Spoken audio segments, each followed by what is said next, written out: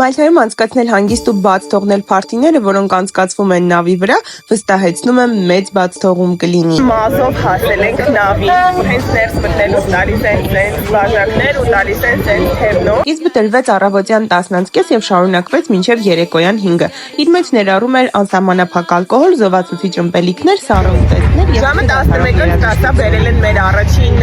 ուտելիքը սենց ասած, ամեն ինչը սառը վիճակում է, սա կոնկրետ թունայա։ Այս ամեն ինչը շատ լավ համադրվում է գարեջի հետ։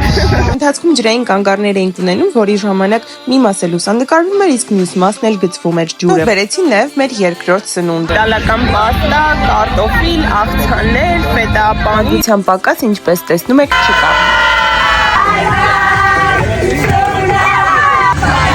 Փոքրիկ գումարի դիմաց մեզ առաջարկում են փոխել նավերը եւ էքստրեմալ պայմաններում գնալ տեսնելու Մալտայի ամենահայտնի քարանձավերը։ Մենք իհարկե չենք մերժում։ Ես շատ ուրախ եմ, որ ունեցա այս փորձառությունը։ Իսկ դուք գրեք մեկնաբանություններում, թե ձեր կարծիքով որքան վճարեցի այս ամենի համար։